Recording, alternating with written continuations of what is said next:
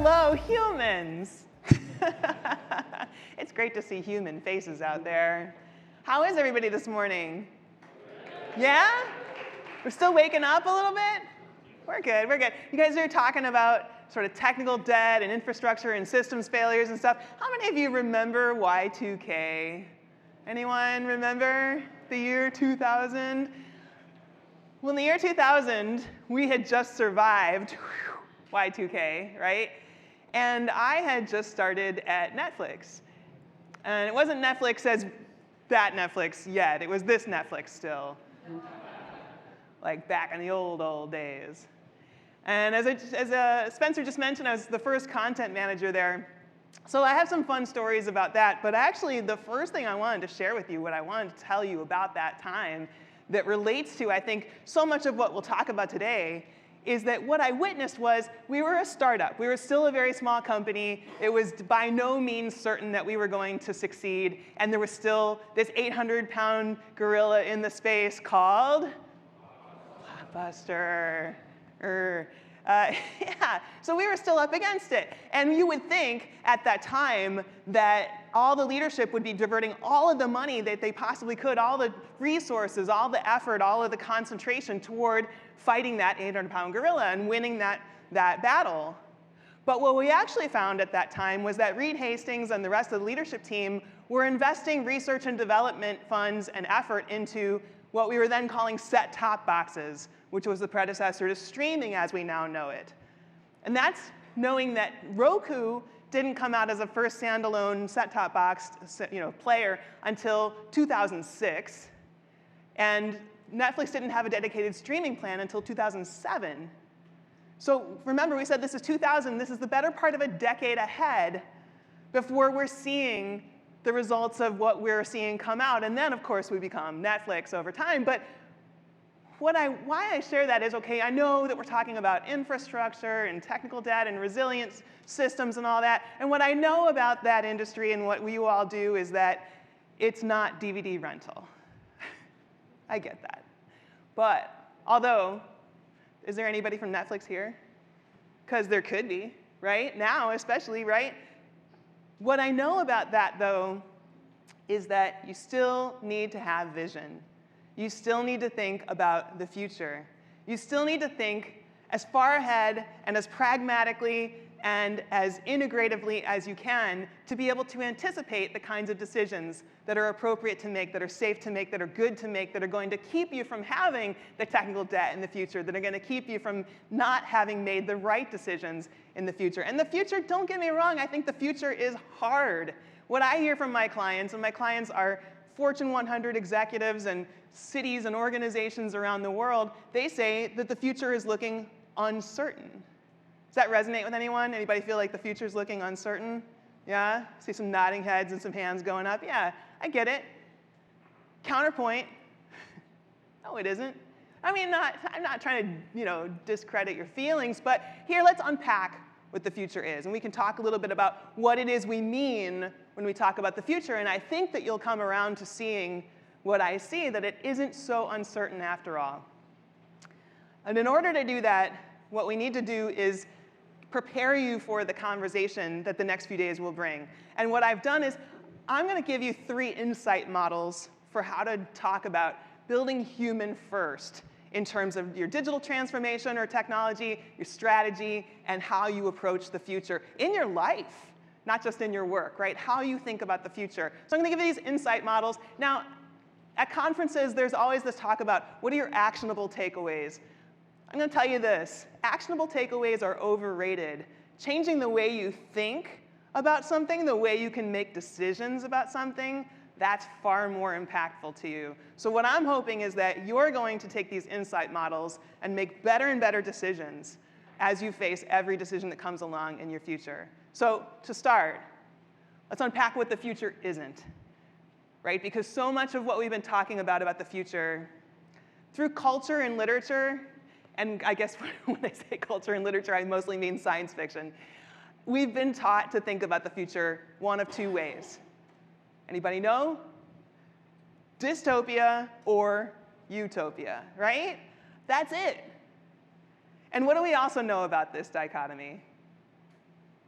Utopia is not on the table, right? No one believes that utopia is going to happen. No one believes that every decision is going to be made so perfectly right that we're going to be living in this ideal world.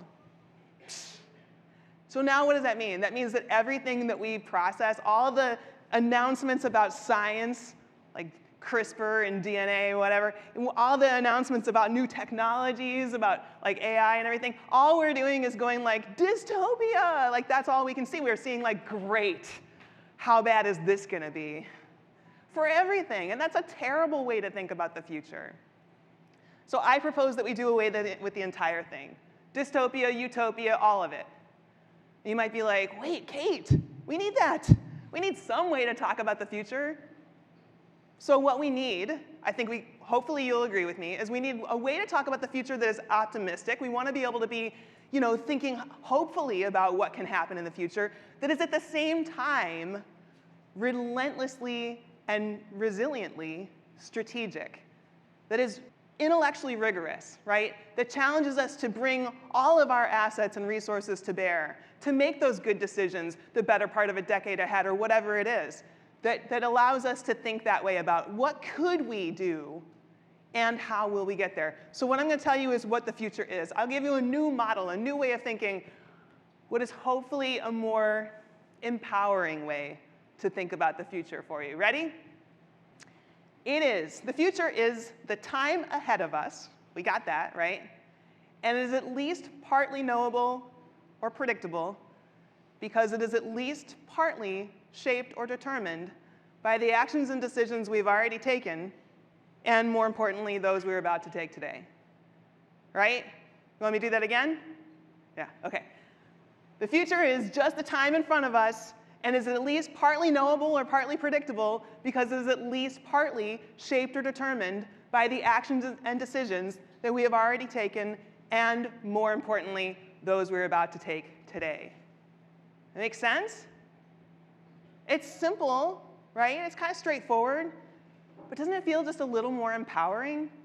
It's like I kind of know what's coming because I already see this trajectory. I already see how things are going in that direction. So what I propose to you is that if the future feels uncertain, if you feel like you cannot get a grasp on what's coming and how to make decisions about the very, very variable future that you see ahead of you, it's possibly because your approach to the future isn't strategic enough.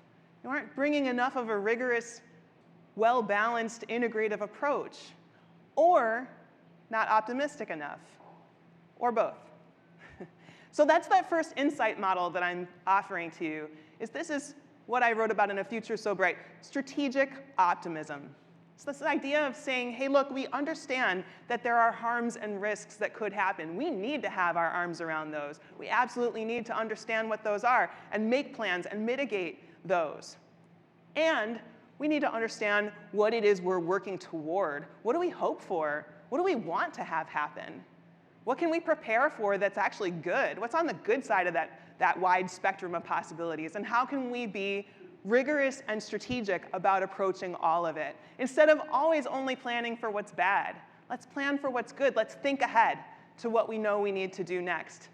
So I'm also going to have a little toolkit for you at the end. You can take notes. I encourage you to take notes. I encourage you to take pictures of slides, pictures of me, and then tag them. That's all fine. But you're also going to get a toolkit at the end that will have a lot of these notes and everything in it. So you can also relax and just enjoy the next 20 minutes or so, and hopefully get some new ways of thinking about the future, about technology, about humanity, about the whole darn thing.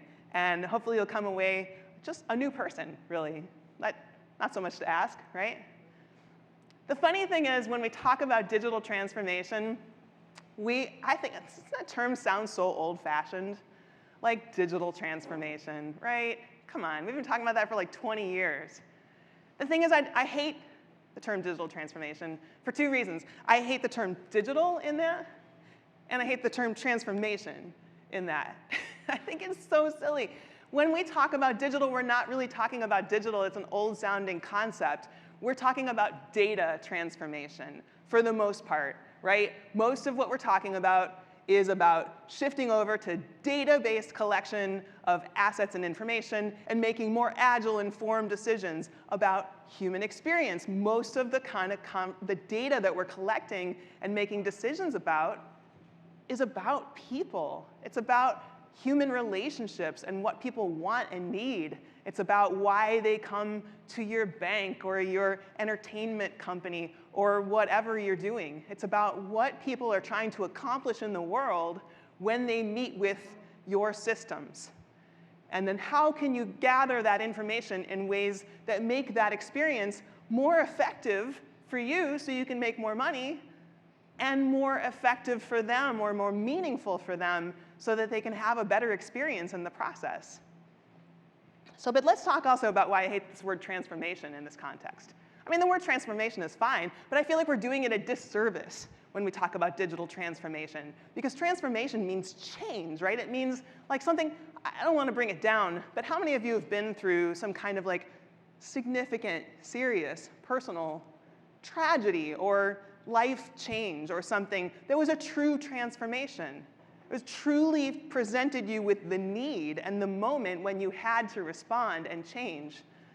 That's not what this usually implies inside a corporation. We're talking about a lot of things when we talk about digital transformation, but we're often not talking about what we should be talking about, which is all of these kinds of dimensional ways that organizations need to respond when things change around them, experientially, culturally, behaviorally, how jobs change, how workflow changes. You know, what you used to do and hand off to me and I would hand off to that person over there, now we bypass me and I'm freaked out by that, right? That is a very common reaction in digital transformation. We just don't talk about it. So when we do roll all of these things together and think about what are we really talking about, the term I prefer is to think about it as future transformation. Because what we're doing is saying, look, the future that we want to have is guiding the transformation decisions we make, which we're making proactively, which we're making in an intellectually rigorous way, in a way that looks at all the possibilities. And we're hoping that the transformation that we take, the actions that we take, are going to shape the future. We're hoping that we have this very integrative way in which we interact with time and space, and that's what true resilience looks like. That's what it looks like to understand all of these different facets going on around you and building very mindfully, very intentionally, very dimensionally around it. Which incidentally means thinking about your teams too, making sure that you're thinking about how your teams are connecting, how candid and culturally transparent you can be with one another, how supportive you can be with one another.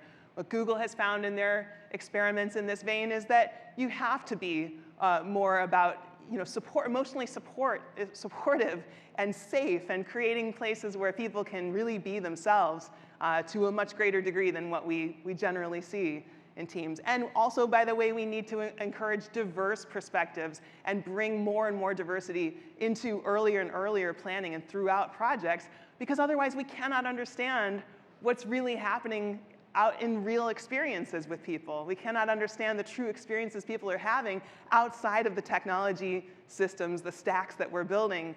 There's what we're doing inside an organization, and there's what's happening outside of it. And we know, we've already said, that data transformation needs to happen in a way that respects meaningfully what people are experiencing. So that's that second insight model. Look ahead in an integrated way with this idea of future transformation, thinking dimensionally about all of those different facets of what's happening behind the scenes when technology changes, when technology forces change. Technology forces change all the time. What we know about emerging and evolving technologies is that they are going to bring capacity and scale like we've never seen before, right? We're seeing that now with generative AI. We're seeing that across the board. I mean, we have a lot of garbage in, garbage out going on in that situation, but we also know the capacity and scale is off the charts. So that means, as we talked about before, with this model of the future we're discussing, where we know and partly know and can predict what the future is because it's shaped and determined by actions and decisions we've already made and those we're about to make today, our actions and decisions will have even more consequence because of that capacity and scale. What's funny about that, so when we think about AI, this was an image that I loved using for years. I've been talking about AI for a long time, people. And it was funny to a lot of people. Whenever I would show this image, they'd be like, oh, ha, ha, image recognition algorithms cannot tell the difference between blueberry muffins and Chihuahua puppies. And we can, ha, ha, you know. That's great, except now, AI ain't got no problem with that, right? If you ask, this is like DALL-E, and my prompt was several Chihuahua puppies holding several blueberry muffins, right? I think that I did this a few months ago, and if I did it now, it'd probably be even better graphics. You know, you see it. It's like every day these things seem like they're getting better and better.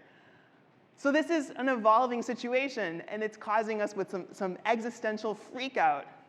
But what we need to remember as we go through this process is that no matter what technology we're talking about, no matter what technology you're building and scaling, that machines, in every context, machines are what we encode of ourselves. We're bringing ourselves to that technology stack. We're saying what matters. We're encoding the rules and the values and the biases. Don't get me wrong. All of that is there, and it's who we say we are in those rules and in that logic.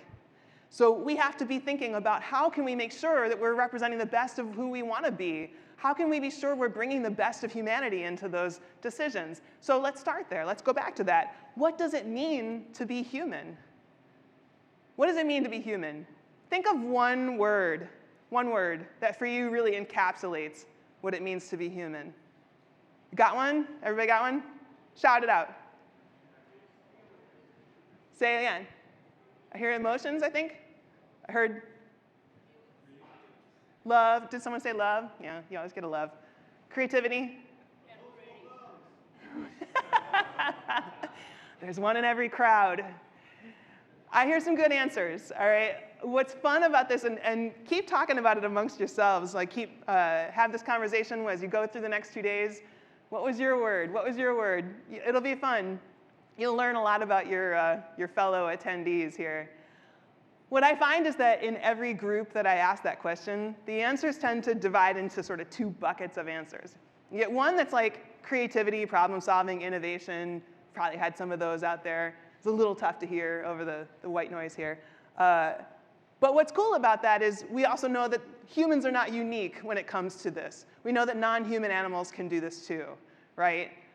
We also know maybe that machines, maybe machines are doing this too. Like when we have DALL-E or something, generating something, I don't know if it's creativity.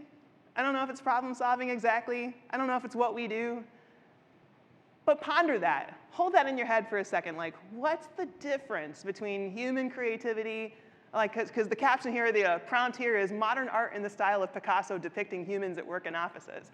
I mean, you may not want to hang any of these above your sofa, but it's pretty accurate. And what's the difference between an actual Picasso and this? So keep that in mind. The other set of answers that I hear is like empathy or love or emotions or compassion or community. These are really wonderful answers, very endearing. I heard some of them here. You're a very loving group, and I like that about you. What I will say, though, is, again, we know that non-human animals do this too, right? How many of you have pets? How many of you are convinced your pet loves you? OK, QED. Yeah, fair enough, right? But what about machines? How many of you have heard of therapy chatbots? So Wobot, best name ever, right? This is programmed to have a conversation with you like talk therapy. And so you might be having an issue that you can then chat with this AI, and it might ask you questions that get you processing your feelings. Not meant to be a substitute for a trained human therapist, sure. But is it demonstrating something a little like compassion? Maybe? Like, what's the difference? Again, so you may already have answers in your head to the what's the difference question, right, on creativity or on compassion. What I'm going to guess is that if you're holding a word in your head that speaks to that difference, it probably is like purpose or intention or motivation or something like that. And what I'm going to tell you is that all gets encapsulated by the one word that I will answer to this question, and that is meaning. Humans crave meaning. We thrive on meaning. We are total junkies for meaning. We are meaning seekers. We're meaning makers. And when I talk about meaning, I mean all shades of meaning. Like, I'm a linguist by education, so I kind of get like semantics for free. It's came with my education. But the way we talk about how we communicate through language, that's part of it. That's meaning. But also like purpose and patterns and significance and status and all the way out to like the most macro, existential, cosmic, big picture, what's it all about and why are we here? Those are all meaning questions. And when you get right down to it, what you're asking about is what matters? What matters in this question? What matters about the creativity? What matters about the compassion? It might be that what matters is that it's efficient. It might be that what matters is that it's cost efficient. It might be that what matters is that it's human and connected and that someone feels seen and heard by another human. All those are facets or factors that you're going to need to evaluate in your environment. That's how this relates to the human-first model, is that we need to be thinking about meaning. We need to think about what matters in the context of the way that technology interacts with the humans who are going to be consuming it, building it, all around it, right? And then how does that help us prepare for this tech-driven future? We can think about meaning as being about what matters and innovation as being about what is going to matter. So that's like a two-part lens that we can use to assess anything. Say what matters and what's going to matter about this situation. Is it going to matter that we come out of our battle with Blockbuster and we're the DVD rental company for all time? It's probably going to matter that if we come out of that successfully, that we're going to have another pathway into whatever the technology is that's next, whatever the streaming platform is, whatever's coming, right? We need to be thinking about what's going to matter. And it's going to challenge us to keep one eye on what matters now and one eye on what matters in the future. But that's what I call the purposeful planning paradigm, because everybody loves alliteration, right? Purposeful planning paradigm, say that 3 times fast and don't stumble when you're standing on stage and mic'd up. What matters, which is meaning, that's the human lens, right? And what's going to matter, which is innovation. That is how we bring that human-first model down to an actual execution. We know it has to do with meaning. We got to use organizational purpose. And when I'm talking about purpose, I'm talking about the shape that meaning takes inside of business. Right? It's not about a sort of fluffy, feel-good sense of purpose in the very abstract sense. It is a really distillable 3 to 5 words. This is why this company exists and what it's trying to do in the marketplace at scale. Right? I think Spencer's very, very good at being able to talk about Cockroach and everything that we're doing here in that way. I think inside of your organizations, you all have to be equally good at being able to distill your purpose, your organizational strategic purpose, down to that essential phrase. And then execute from it. Be able to say, this is what matters now, this is what matters in the future. And do that in the face of technical debt, too. So one of my fun stories in those early days of Netflix is, I came in, I'm the first content manager, and I'm in charge of the entire content database. What I found right away is that every movie could only have one genre assigned to it. So any movie fans in the audience already like feeling tingles on the back of their spine, like, that's terrible. So we had to have a conversation internally and say, all right, well, this has got to be fixed. This is technical debt we've already incurred like 2 years into the company's existence. We got to break everything and build it back up. We got to start over. So we got the go-ahead to do that. I led this project, and it was a cross-collaboration with the database team, the engineering team, the product team, marketing team. Everybody is involved in this project, and it took the better part of a year.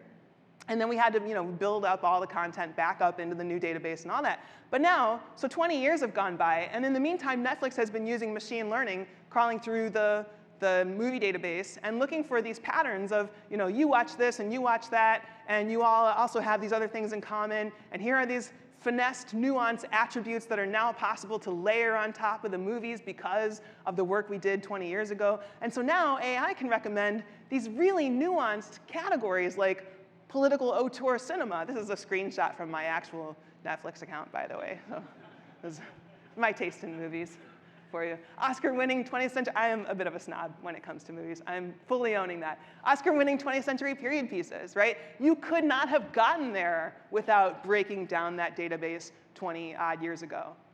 And so I'm asking you, what is that project that's sitting in your environment that will prevent you from getting to award-winning movies about friendship in 20 years, right? What is keeping you from achieving that level of nuance and satisfaction and sophistication in your environment?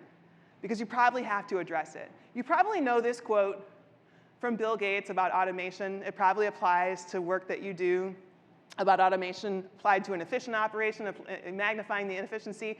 What you may not know is that you can also change this quote to suit the Kate O'Neill school of thought, which is that we're going to change it to say that a meaningful experience, when automation is applied to it, will enhance the meaning. So if you can understand what matters about the experience and how automation can actually bring more of whatever is meaningful to bear on that experience, you can enhance the meaningfulness of that experience.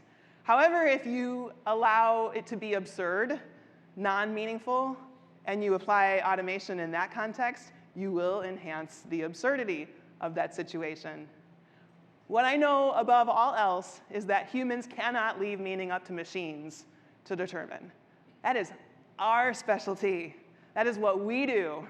That is what we are good at. For now. Maybe AI will surpass us in the future, but for the time being, we're the ones who get this. You get it.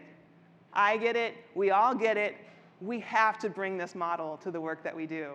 And we have to make sure that our organizations and the technologies that we build respect this human-centric reality, that we are looking for what matters. And we want it to be built as dimensionally into those experiences as it possibly can.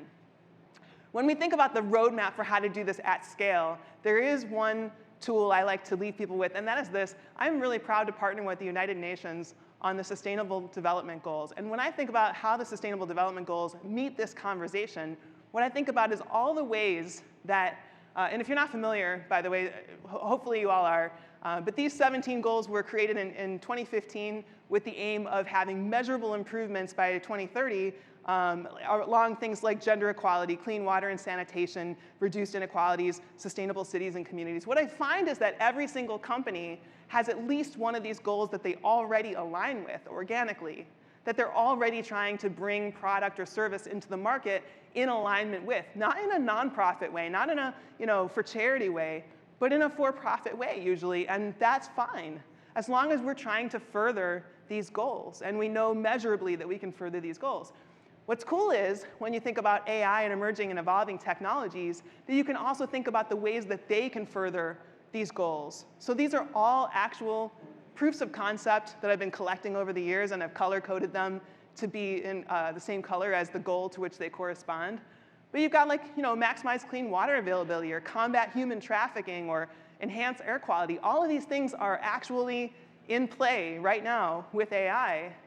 And you can think of so many more, so many different kinds of technological opportunities to further what's good for humanity. Because if we're not trying to solve human problems at scale right now, what are we even doing?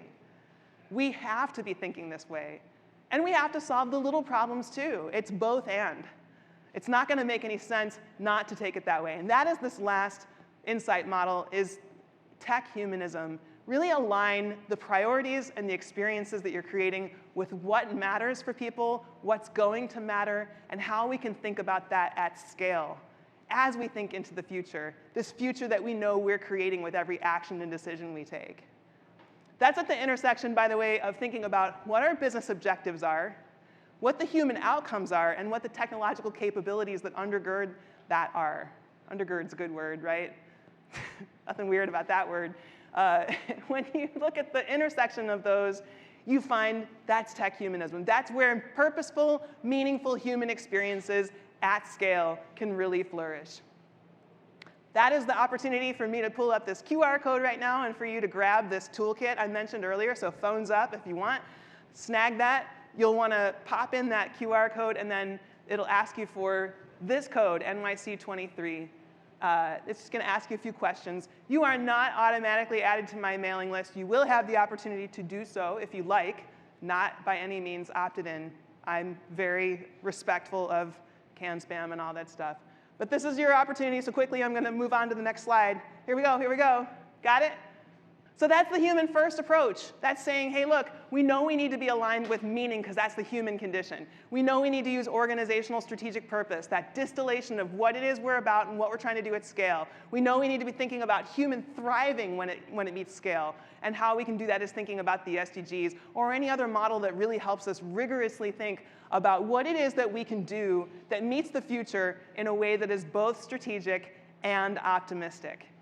Nothing short of that is really appropriate for the moment that we're in. And for that, I really appreciate you all having me here and creating this better future that I know you all are going to create. Thank you so much.